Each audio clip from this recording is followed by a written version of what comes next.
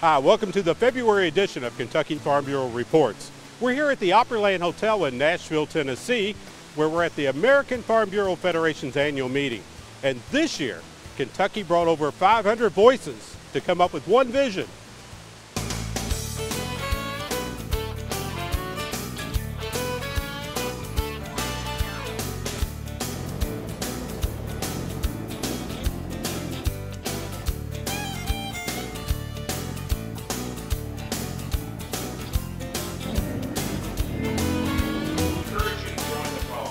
Many voices, one vision was this year's theme for the 94th AFBF Annual Meeting.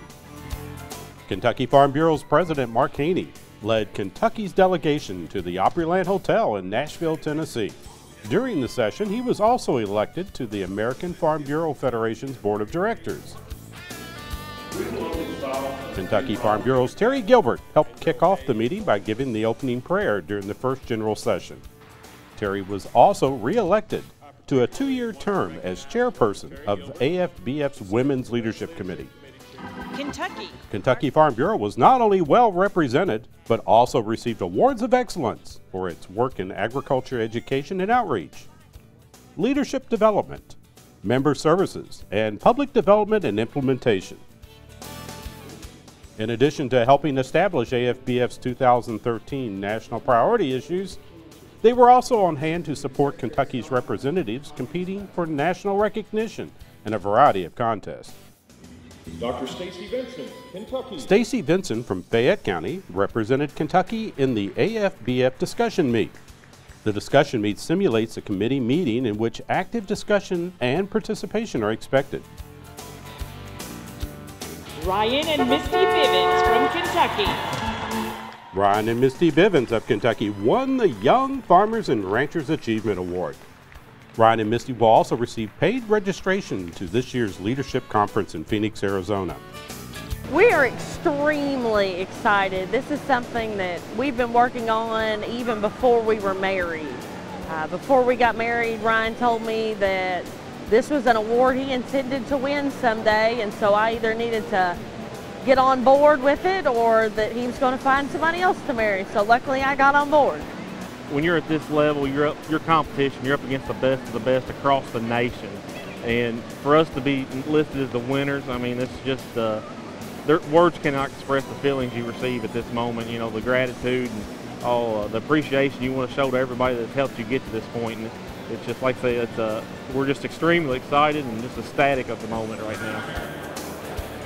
Of course, the business of developing American Farm Bureau policy for the coming year was the real focus for the 94th delegation of Farm Bureau members.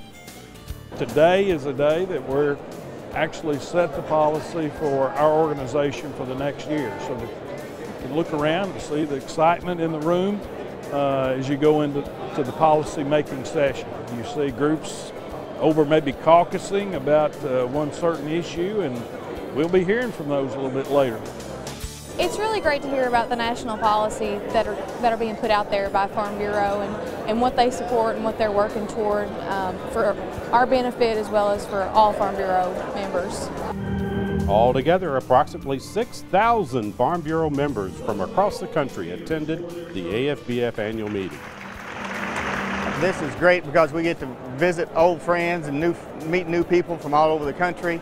We get to hear different ideas about how counties are operating within their board of directors and how they are telling their story to the consumers that live around them in both urban areas and rural areas. This has been a great conference for us from Kentucky.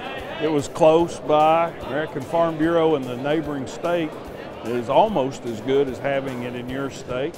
We were able to bring more than 500 of our members to enjoy the festivities of American Farm Bureau, participate in really some very good seminars for the last couple of days, learned a lot of things about telling the story of agriculture, everything from social media to actually policy for agriculture for this country, and it's been very important.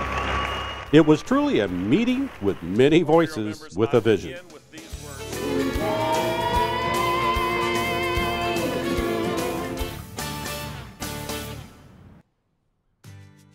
Today we are at the Mercer County Farm Bureau and they have done an outstanding job developing a menu of local member benefits. This is a great way to add value to the membership on a local basis, in addition to those benefits offered on a state level. We started this mid-summer in the hopes of growing some more memberships and also retaining memberships. Sometimes people do leave the company. We hope to get them back, but while they're gone, we'd like to keep their membership. And if we have enough benefits, we think we can persuade some of them at least. And everyone counts. The local member benefits program was the result of a brainstorming session at a board meeting that we had back in the summer.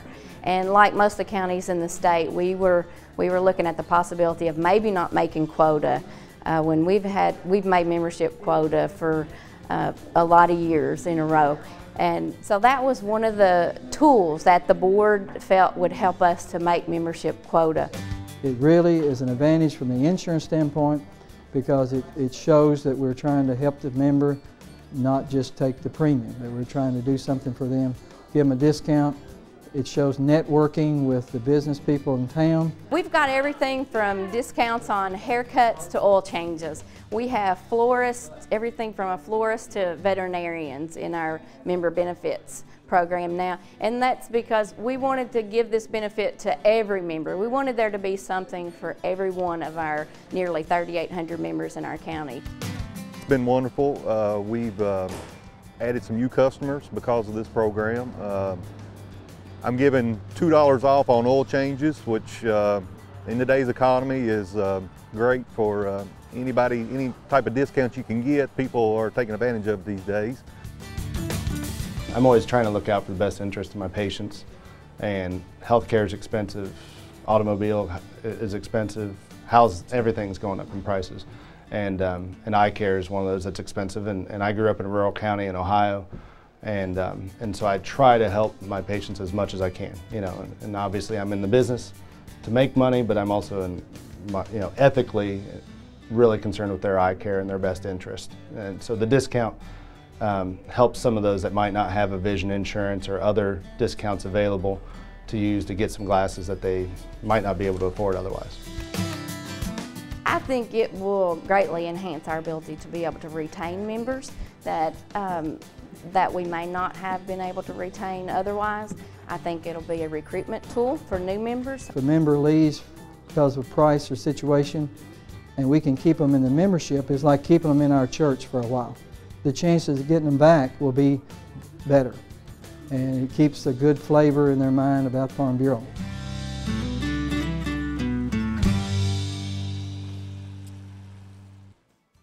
Kentucky Farm Bureau has introduced an app for our members' smartphones and iPads, which will help keep our folks updated on current news and priority issues.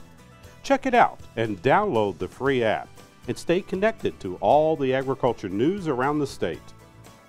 Now here's our calendar of coming events. Food Checkout Day is February 20th. Kentucky Farm Bureau's Congressional Tour will take off on February the 24th through the 28th. And the deadline for chemical orders is March 1st. Well, that's it for this edition of Kentucky Farm Bureau Reports. We'll see you next time.